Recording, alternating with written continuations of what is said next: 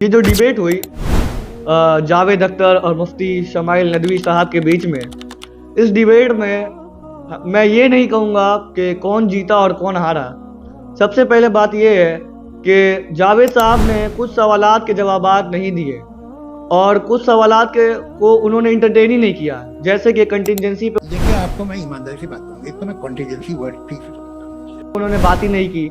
वो हमेशा इमोशनली वो बात कर रहे थे कि गाजा में इतने बच्चे मर रहे हैं, दुनिया में इतने ईविल क्यों हैं। और लेकिन बात यहाँ ये हुई थी और मुफ्ती शमाइल नदवी साहब ने पहले ही प्रिडिक्ट कर दिया था और मैं ये एक्सपेक्ट करता हूँ कि हमारे रिस्पेक्टेड जनाब जावेद अख्तर साहब जरूर इमोशनल आर्गुमेंट्स भी देंगे कि एथिस्ट जो है वो बार बार इमोशनली बात करते हैं, और वो चीज़ डिबेट के बाद प्रूव हो गई और उन्होंने पूरी डिबेट में ही इमोशनली बात किया और उन्होंने कंटिजेंसी का जवाब भी नहीं दिया। और वो ये कह रहे थे कि खुदा इस दुनिया बनाने से पहले क्या कर रहा था, बैठा हुआ था, फिर उसे ख्याल आया कि अरे मुझे दुनिया बनानी चाहिए। अरे जावेद साहब, आपको इतनी भी इल्म नहीं है। आप साइंस को मानते हैं तो according to the science big bang से पहले टाइम एग्जिस्ट नहीं करता था। बिग बैंग की शुरुआत टाइम की शुरुआत ही बिग बैंग के बाद हुई। जब बिग बैंग हुआ उसके बाद से टाइम शुरू होता है।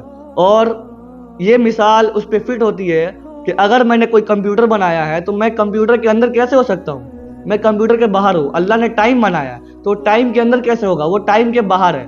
ये जितने भी यूनिवर्स और आपको जितने भी मखलूक़ात दिख रहे हैं इस दुनिया में या ये इस मल्टी यूनिवर्स में, वो अल्लाह ने उसे बनाया, वो क्रिएटर है उसका, तो वो उसके अंदर नहीं है। यहाँ पे जो लिमिटेशन है वो खुदा के लिए नहीं है।